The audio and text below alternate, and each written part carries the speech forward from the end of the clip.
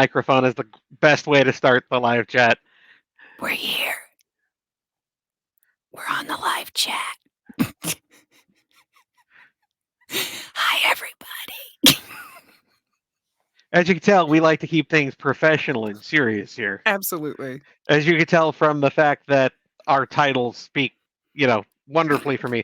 Normal name, bad title, weird name, normal title.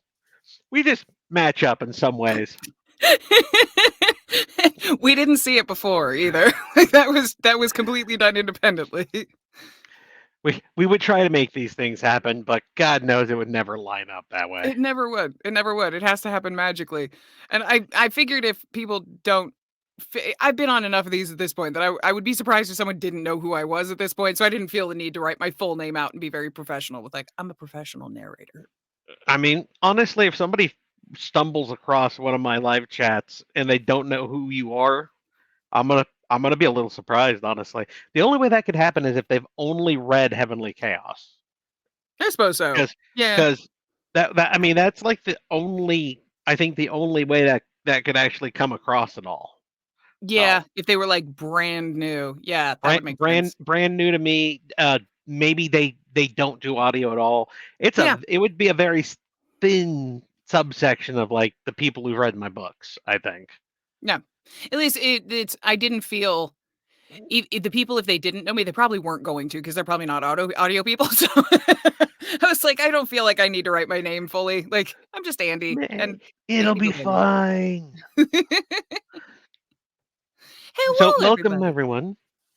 It is May 2024. We've made it 4.5 months through the year because we were halfway through May. My God, Oh, that slowly happened. and yet all too fast at the same time. This getting old thing, man. It's like time. Every day takes forever, and yet I turn around and another month is gone. Yeah.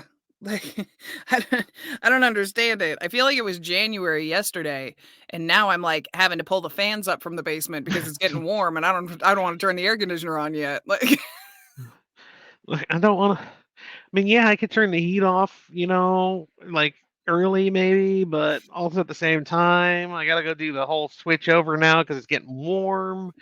And exactly. and the mosquitoes have been out for how long now? Yeah. We actually haven't had them up to this point. They've been out for about 3, 4 days now, like the last Oh, that's it. weekish. Yeah, Oh, we haven't had they haven't been that bad. Maybe 2, 3 weeks, like maybe. They haven't been that horrible out here until just recently because we just got above like 70. So, oh, fair enough. yeah. But But I tonight know it's you. 70, so I'm about to say I know you live close to a body of water though, which means you're gonna have mosquitoes. okay, so many mosquitoes. Like I it's like Minnesota style. Like you walk outside and it's just clouds when we have a screened-in porch now. Can't handle it. I'm just saying I happen to live in the desert where there is no standing water, so it's like a Yeah. mosquito. I think I saw one of those in the last year.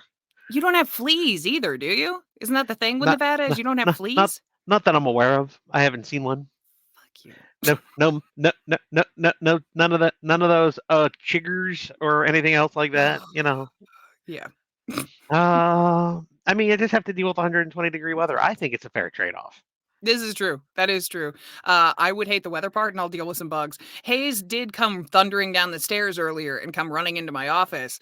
And I was like, "Hey, sweetheart, what's up? You scared me. I didn't know you were coming down." And he's like, "You didn't hear me coming down the stairs?" And I said, No, I guess I was just really wrapped up on what I was doing. Why? What's up?" And he's like, "I have to stay in here now." And I said, "Why?"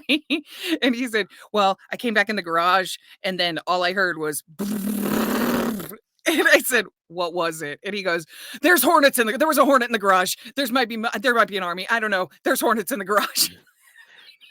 I can't go back out there." So he Time to stayed call the down here bug for like 5 guys. minutes. Yeah.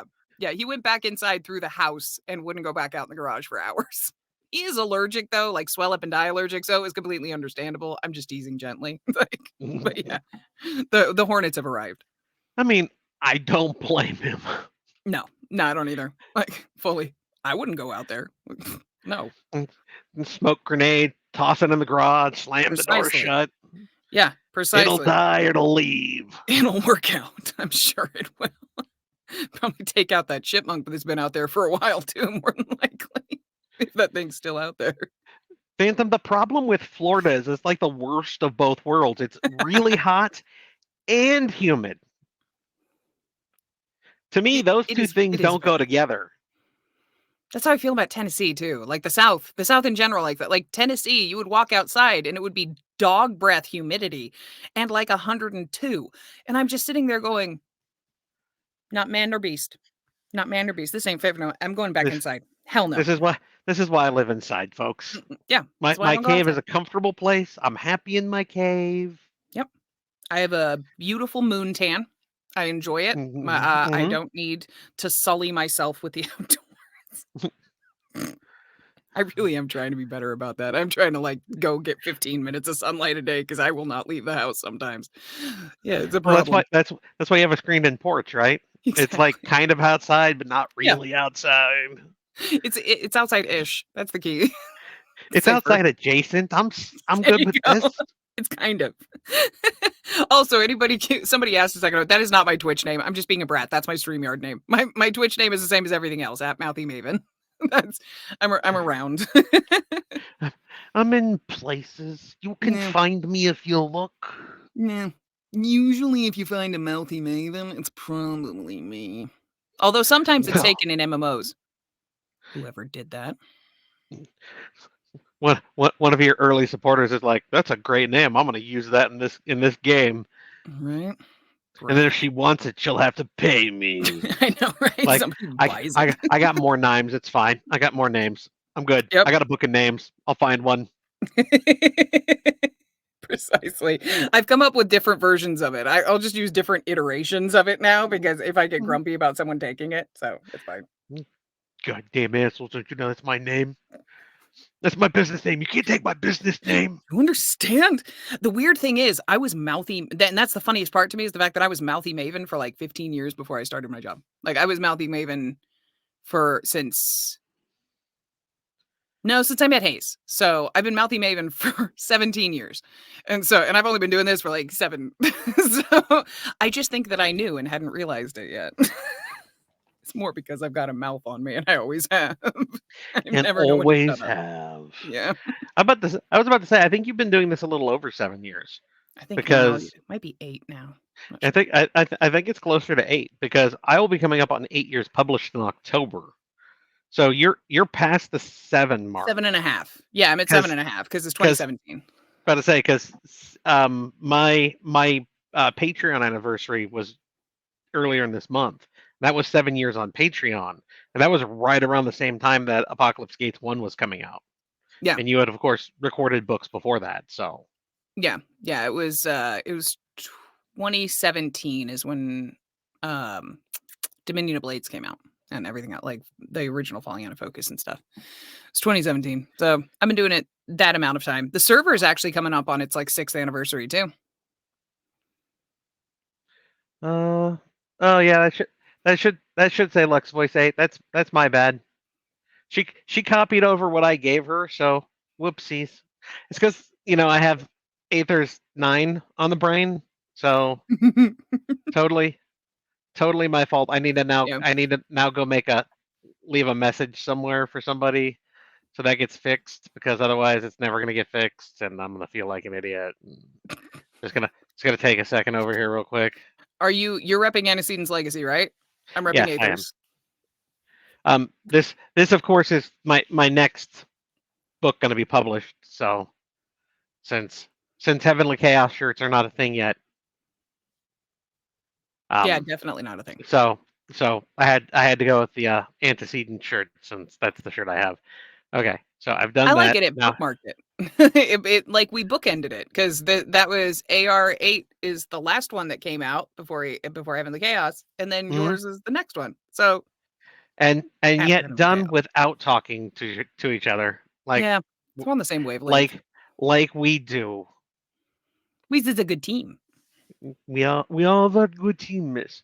You are doing I just want to mention this because I adore her to pieces and back. Okay, You're doing yes. KT's new series. The It's so it, good. Yes. can you give me the name of it? It is Library System Reset is the name of the series. The first book is Overdue. And is that out already, or is that coming out? No, I believe they're releasing it Okay. with the audio, from my understanding. Or KT's trying to Okay. get as close as possible, basically. But you are currently recording it. Yeah, and it's also on Royal Road, I believe, still. Yes. I don't think she's pulling it off Royal Road until it's actually published. So if you Well, wanna I'm go about to get a say she doesn't preview have and to, so. yeah, like, it's if you wanna go get a preview and kinda boost her Royal Road numbers, I'm sure she would appreciate it. Like, I'm sure she's she'd hate that. What are you talking yeah, about? right? That that would be It's terrible really to get good, to get boosted even more somewhere so more people are interested in. Yeah, totally right? did that on Facebook too, so now that's fixed. Yeah. She is awesome, and it's such oh, guys, she did such a good job with it. It's like it's just this library that's been abandoned for a really long time, and this girl having to come in and kinda save it and figure out how to she has to go get library books from, like, these distant worlds that people have left them, they're overdue books now because the library closed. It's just really cool. It's a great story. So, okay. And I'm sure that yeah, see, and my helpful minions moderators have fixed the scroll on the bottom, so it's now no longer completely inaccurate about which Lux voice it's going to be. Yeah. I No, updated that like it's your fault today. for them That's all what to it be is. like 7, 8, 9. Just so this is on you. You have no one to blame for Whoops. yourself. Well, I mean, to be I fair, still get it. it's just Lux voice and AR that are right on top of each other, basically, Yes. or one right behind the other. I mean, because the other one, Antecedents 3, is going to be coming out, and Heavenly Mhm. Chaos 1 just came out. So, Yep. I mean, there's a little separation there, but Lux voice and Aethers, man, They're those right numbers are right together. on top. So I've done it on the I server too. Like, I I've misnamed it on the server too, so I can honestly say, guys, that since I've written, Lux Voice 8, blah blah blah, um, that is with my editors and whatnot. Lux Voice 9 will be the last book in Lux Voice. Mm. There was no way I was going to be able to. I did not want to do what I've done with my other series, where book 8 ended up like a book in half to book in three quarters because I kind of shoved more story in. So I finished 8 in a good spot, and I'm like, okay. And then that sets the stage for book 9, which will end out the series, and I'll get through everything I wanted to get through when I originally started on. Did I like? Excuse me. Oh, that's start. Sorry. That's fine. Okay, there we go. I don't know where the beginning of the chat is. I gotta scroll all the way up. I was watching. Oh, got it. Okay. No, no, it's fine. I'm with the team. I'm just going to use the starred comments that my moderators are giving me for going through and finding talking points and stuff. However, I should, since we are now, I don't know, 15 or so minutes into this, 14 minutes into this, give people a quick rundown of everything that is going on. So, of course, Heavenly Chaos 1 came out last month. Numbers were really good. Actually, my second best book one across all of my series. Just underneath Aether's Revival one. So my insider of Lit RPG, Jay motherfucking Taylor, was correct when he said that this will be just as good as Aether's book one. It's So damn good. I will give him props for understanding the market. Apparently, um, Jay is really, Bayo, he understands. I was really happy that it did so well, especially since I'd already written book 2 and that's in waiting for its turn in the cycle. There's a lot there that I'm really looking forward to just giving people more and more on Ben and Atropos and Sadie. The next book out is going to be Antecedent Legacy 3 Terran Tactics. You can see there along the scroll. Estimated June 12th. Of course, I always try to push things out slightly faster if I can. So by the 12th or earlier, probably you'll see that. I have finished writing Lux Voice 8 Emerita Divided. That is going through editing process now. I am currently writing Aether's Revival. Hang on, 9. 9. Make sure I get the number right. Yeah, 9. I'm still debating title for that. So we'll see where that one ends up. And then, of course, it'll be Heavenly Chaos 2, and then we'll just cycle through again. I know I'm going to get a question of what I'm going to have follow up Lux Voice when that series ends. I don't know yet, guys. There's a lot out there still that I have that I could jump to, so we'll see what happens when it comes up. See, look, I knew the question was coming. What do you think the new series after you finish LV will be? I do have Grafting Demons, which is my Demon Punk series that I'm interested in. However, that also deals heavily with them going into dungeons, pockets, alternate spaces. So I'm not sure how much I want to run that and Heavenly Chaos at the same time. Um, so I will see because I do have other ideas I could delve into in the meantime. Audio wise, Andy is caught up with me currently. Everything is out except for Heavenly Chaos 1, which is up on pre order through Podium. You could go pre order it now, and it'll be delivered into your hot little hands on June the 18th. Having listened through all of it during the proofing, I can honestly say Andy did a fabulous job. I do have to ask Andy, Thank you. Ben's voice and Atropos's voice. Yeah, there were moments, man. Yeah. Are you still happy with those choices? Does that mean you're not? If you're not, I wish you would have said something in chapter 1, not now. No, you specifically, because I like you because you mentioned specifically how close they are. Yeah, it's settled by the end. By the end of it, I could feel the difference between them. Like Atropos's voice gets a lot warmer by the end of it because she's not quite as acidic. So it really like leveled out toward the end, toward like maybe chapter 5, something like that. Somewhere around there. When Atropos starts warming up to Ben and like actually kind of talking to him a little bit, she goes from being like the really, really sarcastic voice to she kind of warms up and it's down deeper in her chest and it's a little more like relaxed. So that's a lot different than Ben, who's up here. So it made it a lot easier to separate them later on. So I just remember the first like couple of chapters where you were still going, "Ooh, yeah. I'm gonna be fighting this." Oh god, I was like regretting everything for the first like 5 chapters. Like it was like the first day or two, I was like, why did I do this? Why did I do that? Because that's how they sound. And this is the problem when you decide something needs to be a certain way and common sense and reason tell you that's probably not the best way to do it, but you're like, it doesn't matter common sense and reason. That's what they sound like, so that's what they need to sound like. So I just got to make it work because that's what they sound like in my head. So it worked out eventually, but it was dicey for a couple of like 4 or 5 chapters. I was like, am I gonna have to redo this? Because I don't know if I can keep them separated. And then I realized warming it up would work for Atropos, and that separated it. I do want to thank you for not making any of them Valley Girls. Oh yeah, no. No. As if. Yeah, no, and I had to make sure that anybody who was questionable, because I don't want to say any spoilers or anything, but anybody who was on like who is somebody who you didn't know the motivations of, I'll put it that way. Anybody who was in that camp, I tried very, very hard to keep it more neutral, if that makes sense. I wanted the text to tell you whether or not that person was you wanted good the ambiguity of yeah. I didn't want anybody to be like, "What the fuck?" You know? Well, Andy, I do have to say, if we go back to Aethers, though, I mean, you had Nick and Hayworth from book 1, who then basically flip the way you think they are, which I think was done fabulously, and you had no idea. So no, I had no idea, and I was like, I knew about Nick because that happens like earlier on, or at least the indications happen early. I think that happens in book 1, right? Yeah, we're so far into it now, I can't remember.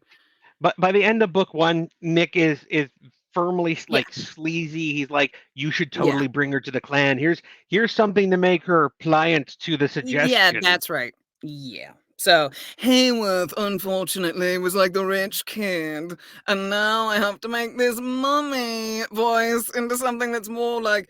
Now he's more down here and just kind of chill for the most part because he's a good guy. And I'm like, oh shit, I gotta make like one of the snottiest voices that I have be a good guy. Damn it, Daniel. Hey, I'm just helping you expand your repertoire, okay? Yeah, you really are actually. It helps a lot. With all the other voices, and by the way, here's a whole faction that's kind of like Scandinavian-esque. It worked out. It worked out. It's a different phase every time. I will say though, I do like the difference between Heavenly Chaos and Aethers in the sense that even though they're both at a sort of academy, type thing, like they're both taking place in some sort of academy. They are such different approaches to academy life. Mhm. There's such different approaches to the writing of them. I hugely enjoyed the difference because I love Aethers and the richness of all the characters and everything, but I also like the academy where it's much more close knit. There's closer groups of friends. It's a lot more of the same people that they run into. Like it keeps it's a different vibe, and I really really liked that. So So I I have like a both. question because you got the rough text copy of Heavenly Chaos too. You never Yes. got to that, did you? No, but I'm still looking at it. I still want to It's read it so it's bad. still sitting there in the background taunting Okay. you. I just know that I'm gonna spoil something if I read it, so I It's can't read okay. it because it It's happens all the it's time. Andy. It'll be okay because the only I don't time you're wanna read actually it. going to spoil it is when you're going to record it, and by then Yeah, the that's book's true. going to be out. So that's fine. Well, in true, if I read it now, I'll probably have forgotten it by then, so it'll work It, out really. I'll it'll have to be refresh anyway. fine. It'll work out. Memory of a goldfish, I folks. really do. It's horrific. So it's a new I'm like an old goose, new day every day. Yonk yonk. I woke up. What's going on? Yunk, yunk, what the fuck? Oh, God. I was just curious. And then because you're here, I like to touch base with you. You're doing KTs, and then Yes. you're going into the next Wandering In. I believe so. Yeah. Yep. Like Yep, yep, yep. I thought that was basically your June schedule was the Wandering In again. Yeah, it's basically the Wandering In is part of it's most of June. I think I have Nights of Eternity at the end of June, if I'm not mistaken. Yeah. Nights of So it's Eternity is at the end so of it's June, but yeah. the end of May, beginning of the most of That June is the Wandering In. yeah, welcome to trying to fit it in. Yeah, it's like I somewhere in understand. there. Yeah. It's I in just know there. people. I just know we have fans that cross over, of course, Yeah, because very how much much so. we work together, and Of I course. know a lot of people are like, what? Because they most people at this point realize you do a 3 Wanderings a year, so it's always like, which months is it this year? Because this year Yeah. especially, your schedule got moved around because Everything did. Yeah. things. Yeah, and it's weird because it jammed them all together in a weird way. So it's like March is Wandering In, May, June is Wandering In, August is Wandering In. Like they're all right smushed together. And then on top of it, this year we actually have 4 because there's only 2 next year because the publishing schedule got pushed up for book 15. Whatever January's would be of next year got pushed So up. So they're putting it are in you December. okay? So And I'm splitting it over December. my break. Hang on, I'm about to say, hang on. You take a break in December. I negotiated that. Like, I'm Okay. taking a break in the middle of it. Basically, I was like, I will do my best, but more than likely, I am not gonna finish this before I take my holiday break, and they said, "That's fine." So I said, "Just let me have, like, half of January to make up that time, and I'm good." And so I did Okay. like, lengthen the schedule of the Wandering Inns, though, now. I have a bigger window for them now because they're just such different lengths and stuff. It's too hard for me to accommodate it. It ends up messing up my schedule because I Building didn't yourself a cushion. man. Building yourself a cushion, Andy. Yeah. So I know recently your schedule was very hectic and Yeah. things got jammed in. Are things back to where they should be now? Do you not It's feel quite incremental. as you Yeah, feel not quite as compacted? it's incremental. So each book kind of releases a little bit more pressure because I'm staying on schedule, but everything's kind of we're trying to make sure that everything still meets all of their release dates and stuff so we don't have to move dates around. So it's kind of each book that I do is a little less pressure. Each book I do is a little more. By the time Wandering In rolls, part of the issue with the last one was that Wandering In introduced a whole bunch of new characters and was like 46 hours long. The next one is 30 hours long. So it that's 15 hours of difference, which doesn't seem that much in those numbers, but for me, that's a difference of like 2, 3 weeks. So it's like I got to make sure that I have time for that kind of thing. So that one ran over pretty badly. So everything kind of accordion forward, but I am on schedule, just keeping to it. Yeah, just to let people know, finished hours, which is how audiobooks are notated. My books run about 12 hours. I'm fairly consistent. It's right around that 12-hour range. That takes about a week and a half, depending on how things are going for recording purposes. Yep. So when Andy says it was 15 more hours, that means it's another week and a half added on to what she thought it was going to end up being. Yeah, and that's week and a half because it's about 9 days to record. It's about 9 days for your books, and those are characters I know, moving through it, able to book. I know how you write. We work really well together. You're there to ask questions, I don't have to wonder about anything. If that's not always the case, especially with, like, monster size books like Wandering In. So sometimes that 9 days, that 15 hours can take 2 full weeks of extra time depending on what the content matter or the subject matter is. Yeah, whether or not you've been Mm. blowing your voice out on floss. It's a risk. It's a risk. Oh, look, Andy, someone loves your narration. The Nimrod of characters is Nimrod of super characters. impressive. Thank The you. Nimrod of characters? I like that. I like that a lot. That's really good. Hmm. It's So, amazing. just wouldn't have thought to use that word. Been search Apocalypse Gates to find one of the recipes for the competition. It's a shame I have to reread them. Oh, I'm sure it's a hardship, Breg. So I'm doing my 6 years full-time author giveaway is coming up because my anniversary is on the 21st of this month. So That's awesome. Facebook and Discord have the giveaway contest. I've asked them, since everyone keeps asking me for a cookbook, for the people who want to be entered into it, to give me which recipe they want most from all of my books, so I can make it a point to see about trying to get those into the cookbook when it finally gets compiled together. So I was really hoping that obviously, was gonna happen. well, I mean, who doesn't want a BDSM cookbook? Right? It took a little finagling, guys, to make that cookbook happen in Heavenly Chaos, but worth it. Do you realize that I did not realize that it said BDSM until I was literally recording it, and I Yeah. went, "Oh my gosh, that's BDSM." I had already read through it, already gone through and looked up stuff, referenced things, made a couple notes, like making sure I had everything in line, missed it all the way through, completely missed it. Then I'm literally recording it and going, Daniel Shin Bodacious Deadbeat. Oh, you motherfucker. Audaciously delicious Shinhofen meals, BDSM. Brilliant. Very That was simple. brilliant. I mean, it stays on brand, and I think that was important. Yeah, agreed. Completely agreed. There's a question for Andy. Oh, very much so. Yeah, it was a blast. It was a fun read on top of just being a really great story. And I like I don't know. I enjoy the kind of dynamics. They can be so like difficult and sometimes frustrating when I'm trying to get it right when I'm recording and stuff. And anybody who's been in there during one of those times understands I'm taking that line 35 times because it just doesn't sound right.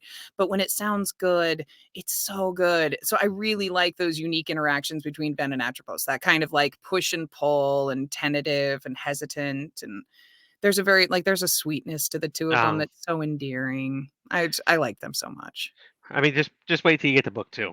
That's the sign. Is that where So they start pounding each that's. I mean, I got the negative reviews for the fact that there were no sex other? in book 1. Wouldn't It have totally worked. off brand for me. Apparently, there was no sex. Oh, please, he totally could have had the gym teacher, probably the girl from the armory. I mean, what's wrong with a therapist? I mean, some people, Andy, And they're just not happy. he Yeah, I calls her mean, his mom. I know, Eh, and yet some people. Y'all are the ones who want Elsa too, aren't you? Y'all have a thing, okay? Y'all No need Elsa, no Jesus. Agatha. Y'all need Jesus or something. Guy, what's wrong with you? Good grief. Pound the Uh, cake in the cookbook. I mean, I read pound the cake in the cookbook. Pound cake in the cookbook. That makes more sense. pound the cake in the cookbook. I mean, Hey, just there are some cakes that saying. are ripe for pounding. There have been quite a few comments on Facebook and stuff about the bloopers that you've put in on with Aether's 8. It's because of Rafik and Greg. Their relationship got out of hand in the last book, in the bloopers. The fanfic that Andy has blossoming in the background is I would be fully supportive. we know, Yuki, we know. I still cackle maniacally at that part. That's my favorite part. Is just just Yuki listening on the other side of the door, just like I would be fully supportive. It'd be fine. 'Cause it just See, see, I loved it. when that came up, all in my head, the line right after that was Mindy going, "Yes, but we need to watch Yeah, because exactly. Mindy, Exactly. But you need to open the door first. just Just a little peephole. Can I see? Oh, okay. Sorry, guys. I'm not sorry, but I have to pretend to be for common decency's sake. no, no, you don't. It's fine. Fuck it. How have sales been for AL? Solid. So the series is good to go. Antecedents. The first two books have been right. Like book two was right in line with book one. I haven't seen drop off from it. I've had a lot of fan support, just on like Facebook and Discord. Um, it has not dropped off at all. So I'm hoping book three stays there. Books one and two did have pre-orders to them. I am not going to be doing a pre-order for book three, so I'm curious to see how that changes things. Anybody who pre-ordered it, of course, is going to end up reading it anyway. It's not so. It's going to be more a matter of how many of the sales that push through on for a pre-order end up being Kindle Unlimited reads instead. And then, like a month after that, if any of those have transitioned over into sales, because it has to be the next calendar month before you buy the book. Otherwise, it doesn't count. At least as far as we're aware, because Amazon is as clear as mud on how things work. Because technically, and I understand their argument, they don't want people to game the system because we all know that's why we can't have nice things. People Mhm. fuck shit up. So I understand their reasoning. At the same time, I'm like, but I'm not that guy, and I would like to at least have a fucking inkling of how it fucking works.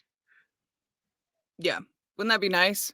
Yeah, That and it'd be I so nice. just realized over this weekend, so I usually will purchase any books or anything that I get, I will usually purchase them before ever putting them on, like, my phone or my Kindle or anything, Mhm. and so I usually and they're almost always Kindle Unlimited, like, almost always. I don't really purchase books a great deal because I just don't run into ones that I need to for the most part, and part of that reason is I can you actually purchase books in the Kindle app? Because I have not found a way to do so. It Yeah, locks it off. It just says nothing is available for purchase in this app.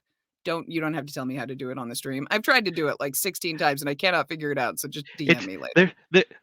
there is on mine. It's the big you can read for free, big like yellow button, and Yeah. then right under that there's another smaller printed one that says something like "See other options" or something similar. That you click that and it'll drop down the "You can purchase this." Oh, Dame At says least depends on which advice. iPhone may not be. that Okay. no, mine's iPhone. Is it under Kindle or is it under a Kindle Unlimited book though? When you pull up, if you pull up the Kindle app, and you're looking through the books, but like I said, you have that big bar that says "Read for free" because it's pushing Kindle Mhm. Unlimited at you. Underneath that should be another text that says something like "You can purchase this" or "See other options."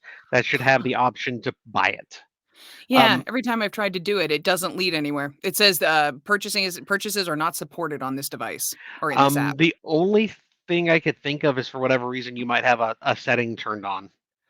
Oh, both are locked out now, so they don't have to pay iPhone and Android the share. Oh, that makes Gotcha. sense. I Because it's haven't so bought anything hard on to my purchase phone on there. forever.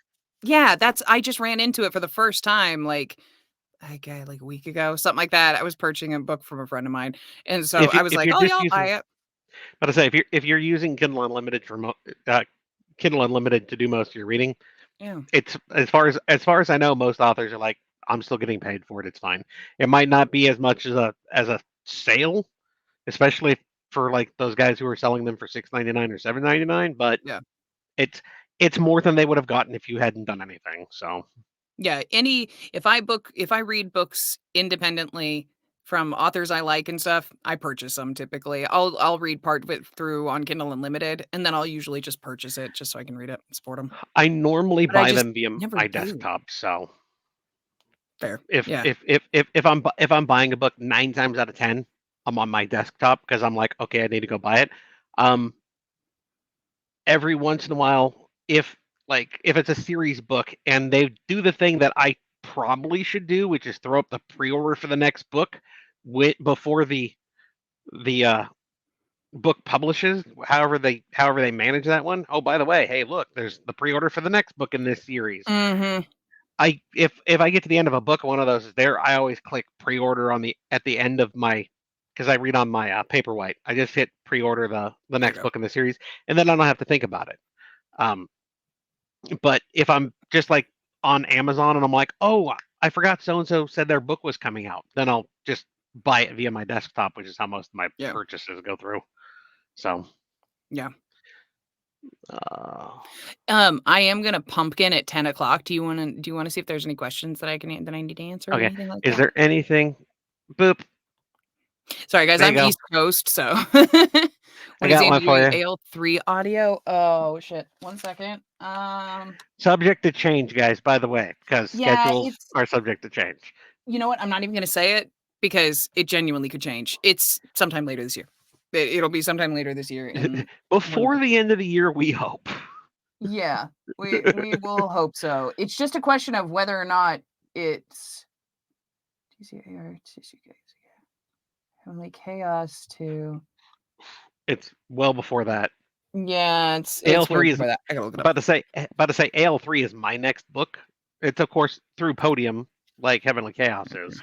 So, if you're doing The Wandering Inn next and another one, it'll probably be sometime in July she records it. Let's see. That is it just everything had to be shuffled around, so I gotta go look and see because I just have it. Go ahead and talk about something else for right now. It's not on the schedule at all. Let's see. I'm actually worried that it might not be, and I may have to check with them about that. Uh-oh. Didn't we tell them that we had already scheduled for my books though? So that maybe it didn't get for Heavenly Chaos, yeah. But Antecedents too, because I mean we work on that one too. So yeah. Love me some Lux Voice. Sad to see it. It'll be nice to have a good solid end to it. Simmons, it should have a very solid end to it. I know what I envision what that last book should be, because every single one of my series has ended the way I hope they will. So there's a lot there to look forward to when it comes around. I think you guys will. Some people might be very upset with Lux Voice 8. We'll have to see. I mean, there's that title and all, so you know. Aether's Revival 8 paperback release. I sent it up to KDP this afternoon. So I would say probably in the next day or two, Nazi, it should be up for paperback buying. So Heavenly Chaos paperback is also up.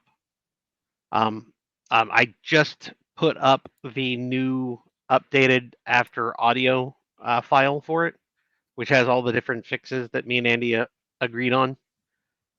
So there is that to look forward to as well.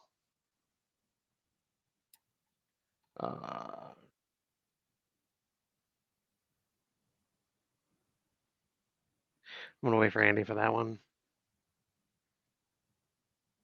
Yeah, I'm gonna have to reach out to him because I don't see it on the calendar right now.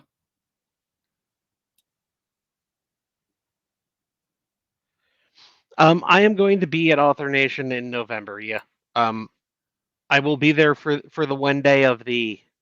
I think they call it the rave, which is like the fan day where you can go in and talk to people and everything else. I will definitely be there for that. I am not sure. I will be in Vegas attending the conference, but I'm not sure how many of the. I'm not talking on any of the panels. I haven't been asked, and honestly, I'm not sure if I feel comfortable enough talking on some of those panels. So I'll probably catch one or two while I'm attending. But the last day of Author Nation, the rave, I will definitely be there to talk to people, sign things that people bring, and whatnot. And we have apparently found a gap in the planning. So if you don't see it on your schedule, Andy, let's check. Yeah, I'm gonna send an email off tonight because that's gonna be a problem. Do you have Lux Voice on the schedule? Yes. Okay, and you have July. Aether's. You have Aether's September. 9 on the schedule, Yep, and you Aether's have 9 in so it's September. just Antecedents Legacy 3 It's, that and I that have is Heavenly Chaos in November, so it's just Antecedents that's not on the schedule, and that's gone through all of us like 6 times, so I have no idea how that got missed. So I'm gonna have okay. to check with them. Well, Sorry, guys. this is Juggling once lots of again stuff. this is why we check things. That would have Yeah. been that would have been Real awkward. Real awkward. awkward on day of release. Yeah. As it Well, is, I have no idea when it's gonna go. Like that, I have no idea where the hell I'm gonna put it. So that's gonna be interesting. But that's kind of on them to figure out well, because they missed it. do me a favor, Andy. Don't try to record it at the same time as the Wandering End.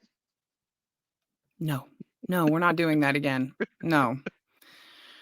There are some Just books that can run tandem with that series. That is not one of them. And I'm not sure it's there anymore. Like The Wandering Inn was there for a while, but it just requires too much now. That mhm. was a terrible, terrible thing. No. I just remember you beating your head trying to do that, and I don't want to see you do it again. That was horrifying. Yeah. No, I try to avoid tandem running as it is, and those two together was just a horrific idea because both of those have hundreds of characters in it. Just a few, just like a dozen or 2 maybe. Yeah. Yeah. 275. Yeah, and Dame's got it when she says this is why we don't state recording dates because crap like this Mhm. happens all the time. We're juggling dozens upon dozens upon dozens of books at a time. It just happens. So it's crap. So we're gonna have to follow up on it. For Andy, has there been a series where you've changed a voice for a character mid-series? Not purposefully, not really. Like, I guess maybe kind of Dungeon Bound, but that was more like book 2. Like that was very early on. Um Well, between like oh no, not Dungeon Binding. not Dungeon Bound. Somebody help me. Will's book, not Bastion's. Oh, you're talking about the mage with the dungeon, Yes. which I'm also blanking on. Dungeon Deposed. Guy, I had to think. I had to Dungeon cycle Opposed. through my brain. Okay, I got it. Dungeon Deposed. Dungeon Sorry, Deposed. guys. It's been a while for that one. Yeah, Dungeon Deposed. The character changed in like book 2 because people hated that character voice, and then I regretted it. I regretted changing it afterward. So I will point out though that some characters do They migrate. shift slowly, Mhm. especially as like if the character's standoffish at like the start of the series, is hesitant, is unsure, and they get more screen time, they become more confident.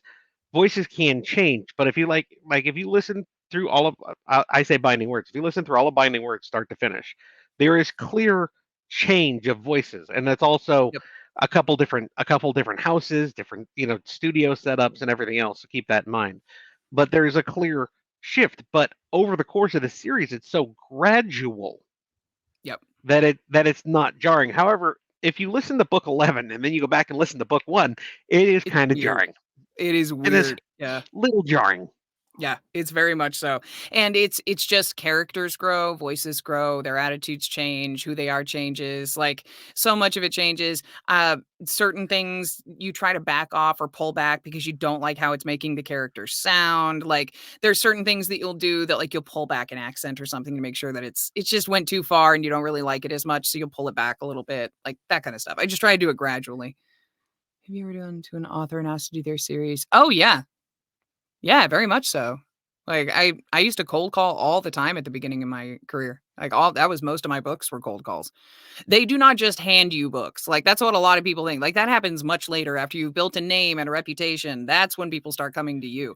I started out doing this with, like, just messaging people. Like, just messaging, "Hey, I loved your book. I really was I would love to work on it," yada, yada, yada. So, that was Or all the first books I did.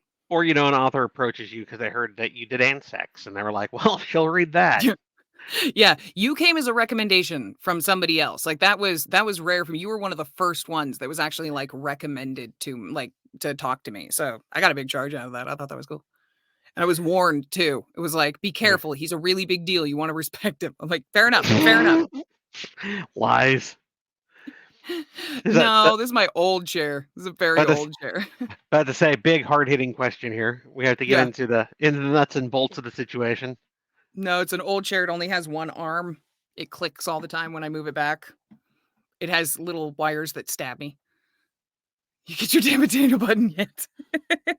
I think fairly legitimately a damn it Daniel button is far more feasible than a coin. I think I'm going to make damn it Daniel buttons and bring them to Dragon Con just for the hell of it, just to spite Daniel. I think I'm going to give them to everybody.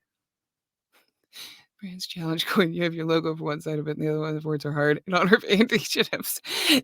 Okay. So the challenge coins, guys, are like really expensive to make, though. They're like really expensive and time consuming to make. They are not So cheap, guys. no, it's like doing a button or something like that, not an enamel pin, but like a little button or something. That's hilarious and fun. It's great for a joke. Those coins are balls ass expensive to make for a joke. So it's no, I'm good. I'm good. Well, I have been asked about doing like I said, the Shinhofen Books brand challenge coin, and obviously I have my logo. You can see it in the corner there. It's always, what do I put on the other side of that though? Because it has to have two. To me, it has to have two separate sides. I don't want a two-faced coin. I don't want I don't want a trick coin on it. What do I put on the other side of that? A Damn It Daniel would work. If one day I could get Andy to go back and re-record all my previous books and it would be just her, then I would totally have like a mouthy Maven on the other side, because then we have a little symmetry. It works. It's perfect. Everyone knows. But I have considered doing that. I don't know. I'm still spinning my wheels on what do I put on the other side of that coin. So, but a mouthy Maven coin that she could do, as Andy said, they're not cheap, guys. I do them because I'm a crazy madman. Yes, and I feel like I need to get back to people. That's why I give them away. That's why every month I give away 5 of them. During my giveaway here that's running this week, there's 9 that are going to Facebook and 9 that are going to Discord. And then later in October, it'll happen again. So when you add them all up for the year, I give away, let's see, 5, 60. I give away about 100 coins a year. And if Andy's looked at the pricing, she knows that's a nice little decent chunk of money. That ain't cheap. No, it's not. That's a lot. But not to mention the die casting and everything. Like that part of it's balls ass expensive. Mm-hmm. Like multi-$1,000s, guys. Like to get them die cast and like do all of the proofing, like all of that shit. It's a lot. It's a big thing. So it's not cheap. So I do them because, like I said, this is one of the ways I get back to fans. So you're a sweetheart. I mentioned it to Andy before, but was it easier to connect to this book on an emotional level with this new series? Heavenly Chaos? But it was easier to connect to this book on an emotional level. I'm assuming just it means Heavenly Chaos. Apparently, they mentioned to you that it was easier to get into. Yeah, that's right. Yes, yeah, they did mention to me. It is true. It's got a lot of vulnerable stuff that people identified with pretty heavily in the channel. I have a friend who had recently like in the last year had recently started going through dealing with mental health that they had put off forever. And that prompted me to once again go back to something that I touched on way back at the start of my career with Alpha World, was mental health. And I went, I have books in my head that easily connect to this again, and I wanted to connect with it again. And I wanted it to be something that wasn't as easy to get past as, hey, here's a succubus who will help us connect in our dreams. That'll help us get over this. I wanted to be a little more realism on how mental health can just wear at you, how it can affect you. And I've had a lot of people say, "Hey, you did great with this book," and I've also had those other people that are like, "No, I had similar problems, and that is totally not how this should be." And you know what? That's because people with trauma are people. Mm-hmm. They're gonna handle their things in different ways. So I actually really like that you tackled it. Yeah. So I mean I will fully accept somebody who had trauma who goes, this is wrong. This is not how I handled it. And you know what? If you move past it and that's not how you handled it, I fully support how you managed it. But for other people, this might help them slowly take the step to address their own issues. I don't understand that mentality of people of tearing down when they could be like, hey, I went through something similar. I hope this helps. Instead, it's just, no, you're wrong. Look, Guys, Yeah. let's be a little more supportive of other people. If you show a little supports for somebody, they might be able to get through it more. Yeah, one of these days I'm going to get Andy to re-record Alpha World. So this way she can once again go through more trauma with me. I'm not doing it. I can't. I won't. I don't like re-recording as it Ten, is, and I know how 10 years fucking from now, sad that folks. series is. 10 years from now, I'll get her. Don't worry. I'll wear her down little by little. Damn it. It's a slow erosion. I give eventually. I'm a dadgum marshmallow. I just dissolve in water. Wandering in, more That's confident, powerful MC. Yeah, it's fair. Absolutely it's fair. It's a completely different take on things. Yep. I don't know. I there's probably somebody in here who knows when Pirates started the Wandering End. It was a while ago, obviously. But there's nothing wrong with the character. There's just like whether or not you connect with them. Personally, I had problems with both main characters in the first few Mhm. books. Aaron, to me, was like just didn't take things enough seriously, kept doing like the same stupid mistakes over and over again, which for me as a person bothers the hell out of me because that's Mhm. not who I I can am. see that. And as much as I liked Ryoka for most of the first book, right near the end of the book, she basically turns on the one person who's been kind and caring to her the entire time, which is the little dwarf runner, and just Oh yeah. basically hauls off and just, obliterates any kind of friendship they have. And that was where I was like, and I can't like her anymore because Yeah, too. that was just like, Yeah. no, that to me is wrong. This is the one person who's been kind and trying to help you and everything else, and you just obliterated them. They kind of they took that out in the Oh, rewrite. did they? So, yeah, Okay. it got taken out. And also, like, what happened with the runner who crushed Ryoka's leg gets filled out. We figure out what happened with that because Okay. that person just kinda disappeared in the first book and never got addressed again, at least up to where we are. That got redone in the rewrite. The rewrite added 125,000 words and then changed even more than that. So, the rewrite's big. So, I'm hoping that people will see the rewrite from now. Like, I will actually tell people usually if they're just getting into The Wandering Inn, I'm like, just wait.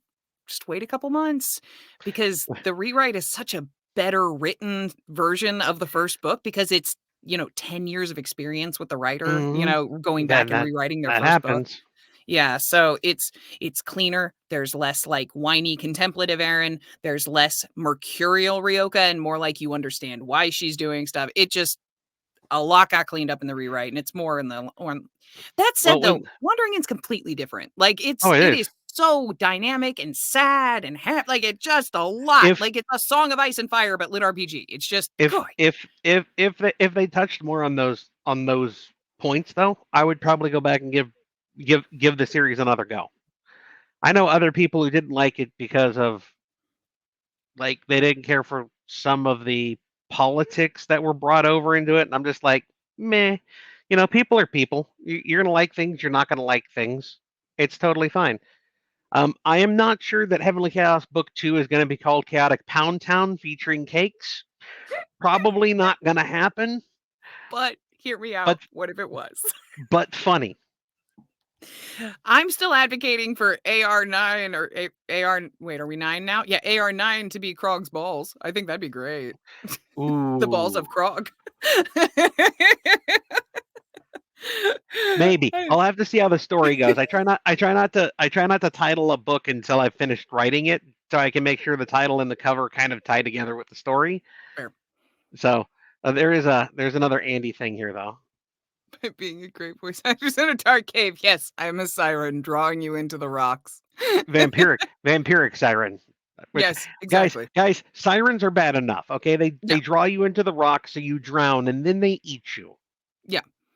To be fair, I just have the appearance of a siren, but in reality, I'm just drawing you in from onto the rocks so that I can catch you and bring you in and give you a nice dinner and then give you a hug because you look cold. Uh, So, Wait, really? yes, I'm I in. give you. Where am I going? What kind of boat do I need? It's gonna be a bit of a walk, but I mean, if you took a boat, it'd be a very long boat ride. You could get here theoretically. You could get here. It would just be a very long ride. I have How long did it two. take I have me? two more. This one was okay, it probably took about a month, like, to get everything. Like, in reality, buckling down and getting all the foam on the walls and stuff, probably 2 solid weeks of work, but that's not how anything works. Anybody who's done home improvement projects knows that. So, it probably took a month to get everything, like, all together. The wall going in was a couple days, but that wasn't the worst part of it. This fucking stuff was the worst part of it. The foam took forever, and it's Okay. falling off, like, it needs to be redone. What's the hardest book you've narrated? That's a tough question.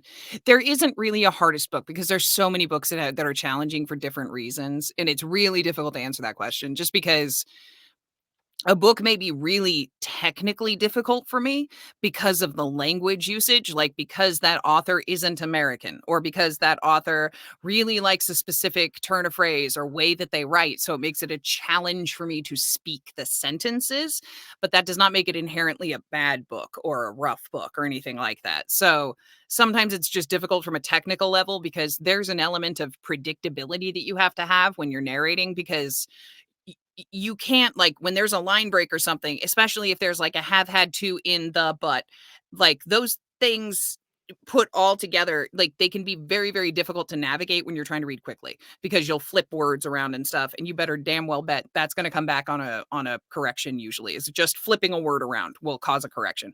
So even if it means the same damn thing, so just trying to stumble through those can be very difficult at times, but really I would say the most challenging, like the hardest thing for me is the stuff like The Wandering Inn, where it's these very, very heart-wrenching stories that can just be they will take your heart out, throw it on the ground, stomp it into dust, piss it out, and then throw you out the door.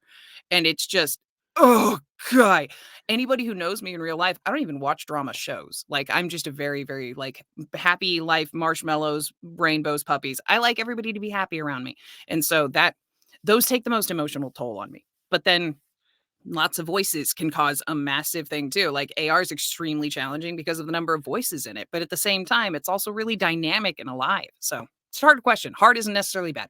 Hard isn't necessarily bad. It's just a very complicated question. We had APOC show up. He won one of the Grave Song vinyls. Had swing by the stage here like, oh, congrats, APOC! I'm so happy for you. The vinyls look really cool. They do look really cool. That one is an interesting one too. So last question, because you got to go here in a couple of minutes. So of course, what are both of our thoughts on finally being able to reveal Darkness's identity after so long? If we can talk about that here yet. Now, technically, the audiobook and the book are both out, so at this point, I don't consider it spoilers. However, if you have not covered it, step away for a couple of minutes, guys. When Andy leaves, you can come back if you just want to mute your screen.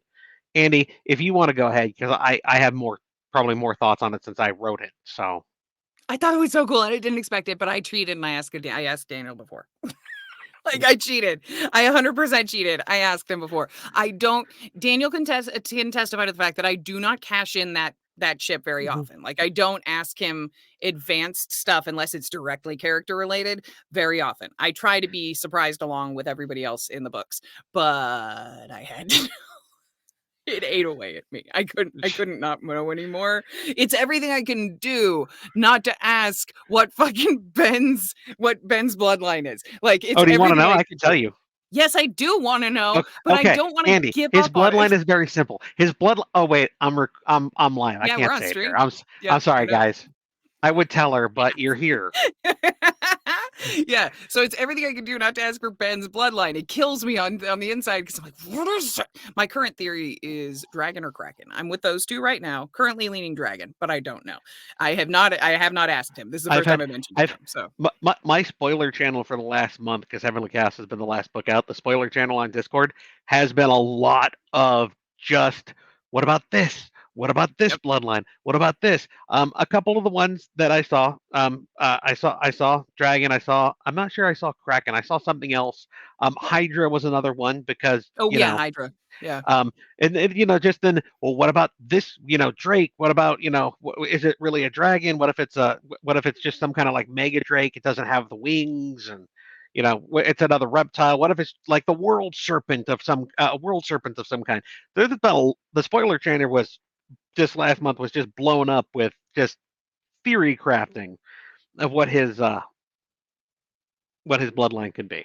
I feel though that it kind of disproves the idea of a Drake because it set. Oh, I got to be careful because it's not completely out all the way yet. But it there's a power level mentioned. I'm trying to figure out how to say this. There's a power level mentioned that would reduce the likelihood of lower tier anything, like lower So tiers of things. It's not a Firehawk.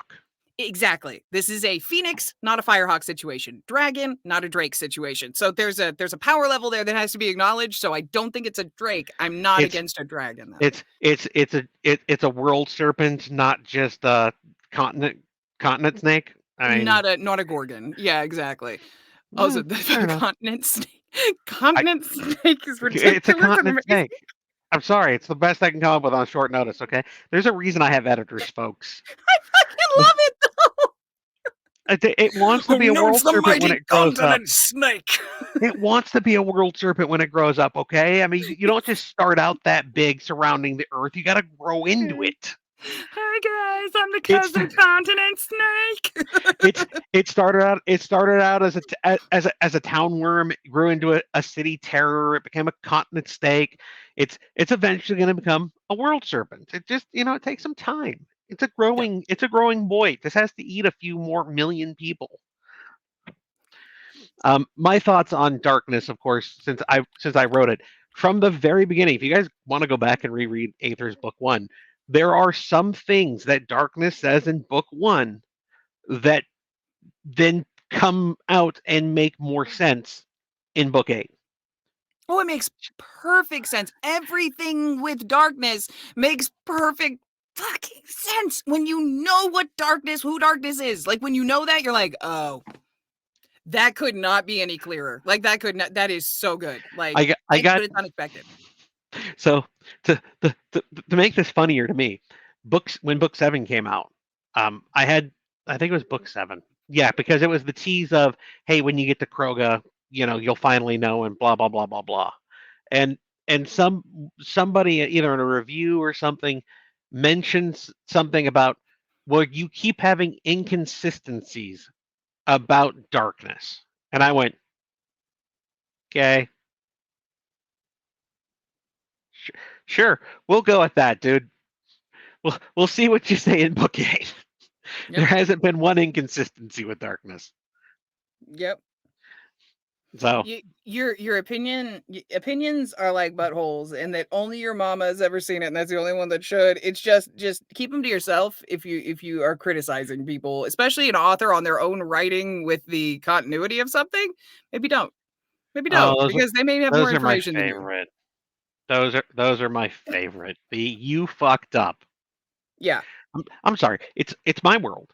Now there are some times where I have made a mistake, and if somebody comes to me with an actual mistake and it really is a mistake, I normally say, "Fuck, I missed that. I'll fix it. I will find a way to make sure that works going forward." Yeah. But I think that's only happened twice in my career. Oh. So you and I are very similar on one front, in the sense that if I'm pretty sure you share this opinion, where if somebody got snarky and reached out to you and was like, "How could you do this? You're totally wrong," I would rewrite all of my shit to make that work. Like I would rewrite anything I'm working on to make sure that works, as long as it's not, if they were nice about it and it was an actual mistake, absolutely. But if it's something small and I got ridiculed for it, I will find a way to make this work now, because I just don't want you to fucking be right. I'm like that. I normally won't, because there's too much in play. One of the few times somebody pointed something out to me that was an error was freaking book 1 of Binding Words. They go to town and post a letter to Mina's mom. He gets the letter from Mina's mother that was there to give to her. And book 2, I don't mention it. It's the forgotten letter. And somebody came to me after book 2 and went, did he ever give Mina the letter from her mom? And I went, fuck. This is before I really started spreadsheets and Yeah. calendars for my things. But you know what? It was a good point. And That's I told him, balance. Yeah. I told him, you're right. I totally didn't mention that. 100%. Thank you for bringing it to my attention. Book 3, Mina basically turns to Sean and basically says, "Oh, by the way, I got the letter from my mom. Fiona gave it to me." Yeah. Because You're it was an a ass. valid point. It was a valid point that somebody brought up. So I'm like, okay, Oh, yeah. I'll cover that base.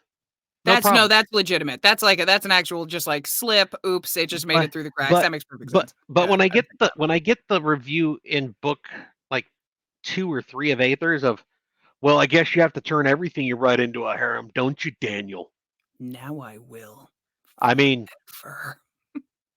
write what you know, asshole. Just because you can't find one person to love you isn't my problem. I'm sorry I took your quota. It happens for me. You'll see it on the stream every once in a while where I get a thought. Like I know it happened really bad with Blurb's voice because oh god, I made That Blurb's voice thirsty lower. slime. Oh man, That that's the worst. thirsty slime. Blurb needs data. And when I first started, Blurb started down here. So Blurb was down there originally and went for a minute. And then somebody in the chat said something like, "Oh, that voice sounds a little too masculine for me. Okay, my fantasy for Blurb's over with now." And all of a sudden it hit me that there's going to be a whole group of people that don't like it that Blurb sounds like a dude because then that might be a little too gay for them because Blurb wants his DNA. And a little too homoerotic. The rebel that lives inside of me that doesn't like that attitude, that has very different opinions to that's heart soared with Victor and Hans and Franz because like that that part of me was going to war with the reasonable part of me that was saying, yes, but you don't want to hurt the book by making the voice something you know that people are not going to like. And I'm like, yeah, but if they don't fucking like it, then they can stop reading the book. If they're bigots, like then it's like, no, they're not. That's Andy. That's a preference. Stop it. Back down, girl. So that kind of thing will happen for me. And I will war with myself. I will war with myself over that, and then end up usually making the right choice. And as we have seen so far through Anticine's Legacy, there has been no Blurb sex.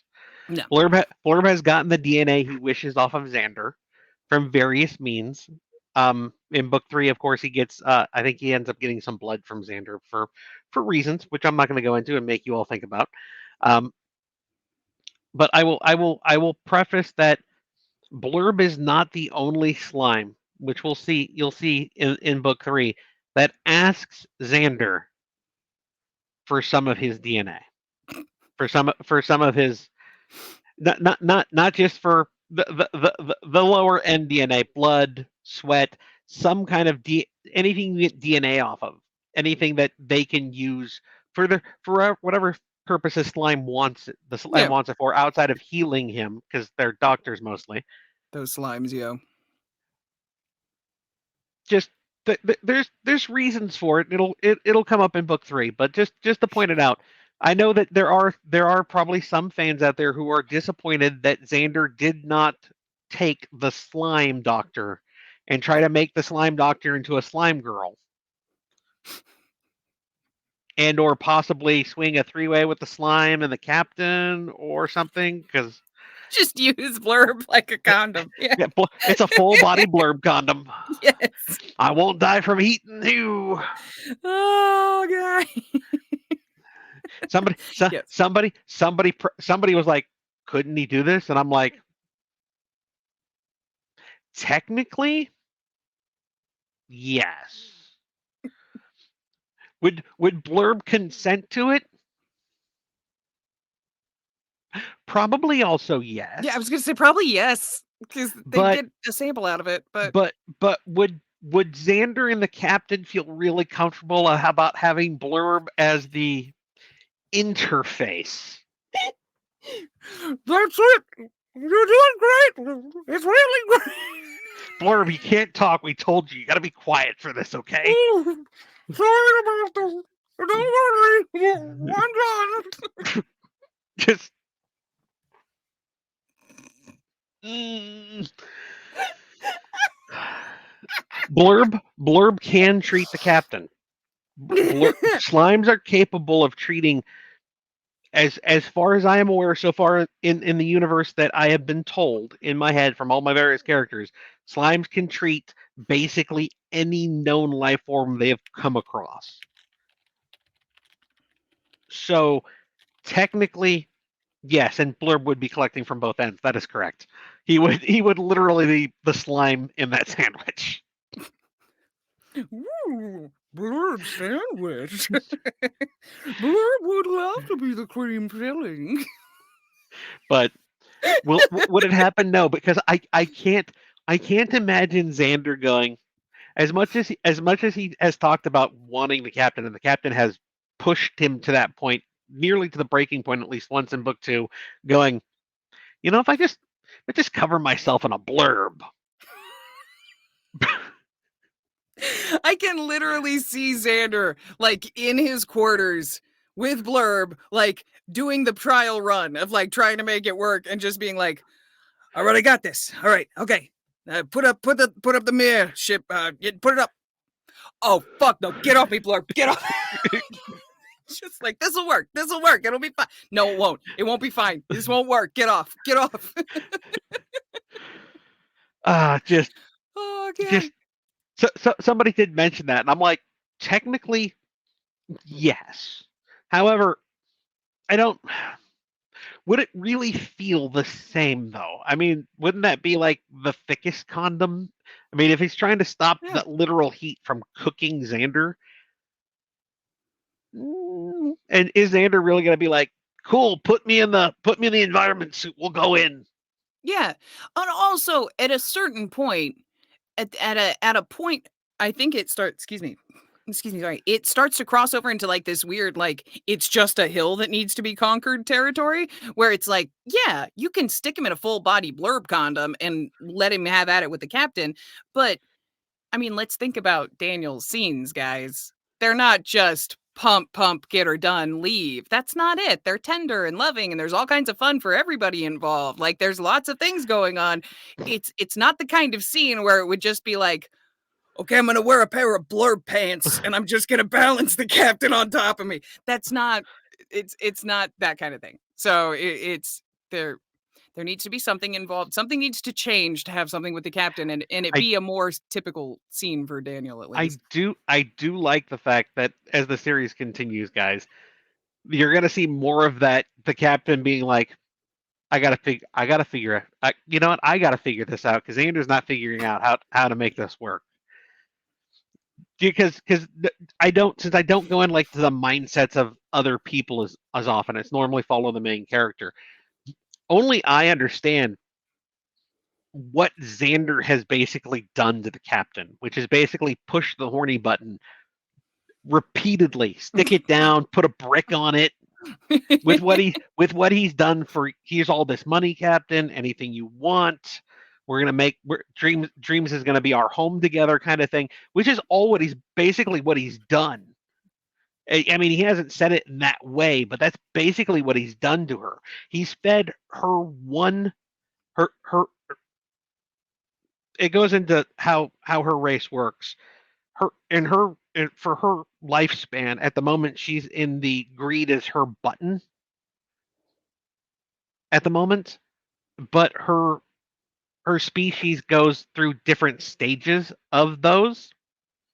So it's not going to be greed forever, but at the moment he's firmly jammed down the how much money you want kind of button. So she's like, aha. So it's going to come to fruition at some point. But Xander does need at least a fireproof dick, but honestly, he needs a whole fireproof body because it's not just the fact that he's getting incinerated if he goes inside of her. If she starts getting excited, she pumps off heat, which you see in a couple of scenes where he starts to sweat just being near her. Yeah. It's like opening the door to a blast furnace and being like, fuck, that's hot. Hang on. Yeah, Xander may be more than, but he is at the very, very base a human being. So if she stuck her hand on his chest one time because she lost her balance by getting too into it, she fucking burned, just burn a hand hole through Xander. It would be Oh, like if you had heated iron and you stuck it on him. It would do what fuse you would probably. expect it to do. It would blister, burn, and then start to keep cauterizing down into past the skin, into the muscle, and Yep. everything else. So the scene in book 2 when they're going off to go do the tournament one more time, and she catches him in the bathroom, and Zelda has to scream at him, "Get the fuck out, Z." That is one of those moments where she couldn't stop herself. So there's a balance between they're both dancing back and forth, and they're dancing across a line that could very well end in his death. And Zelda at least understands this, which is why she did Yep. what she did in that scene, where she's like, "No, no, no, eject, eject." Yeah, get the fuck out! Get out! Get out! So It's just a flesh wound. it's got to be more than a flesh wound. There's just a terrifying idea of just the captain walking up to Xander and just going, "Hello," and just running her finger down his arm, and just a line of blisters appears on his arm. It's horrible. She's so cooked meat. Are you making the face at me because I said a thing accidentally, or are you making a face at the You cooked haven't meat read comment? you haven't read book 3. Nope. Nope. Did I accidentally say a thing? I'm sorry. No, no, you're fine. You're fine. She hasn't Oops. read book Sorry. 3. She doesn't know what she's talking about. It's fine. It's not the first time I've done that. Totally Oh nothing to god. see here. Not the droid you're looking for. Go on. Nailed it. Although it's 10:17. I'm I gonna know. start turning into a pumpkin.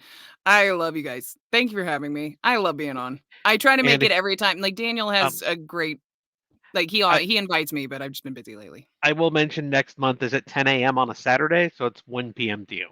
Yeah, it's been right in my middle of my day. So unless Day. I'm suddenly on a prep day on that day, I'll see, but probably not. That's in June. You're gonna be doing the Wandering End. What part of June is it in? The 15th. The 15th of June. You're probably gonna be doing the Wandering End still. Theoretically, I actually might be starting Knights of Eternity around that point. Okay. So we'll see. It's on the crux. If I'm on a prep day, I will be here. If I am not, I will not. 100%. As I've told Andy repeatedly, and I will continue to tell her every month. Every month you're invited. Do not feel bad about telling me no. I understand you have work to get to, just like I do. Understandable. Andy, thank you once again for coming. You made the first hour Thank plus you. so much easier to do because it gives me someone to talk to, and now I have to stare at I a screen love and it. answer questions.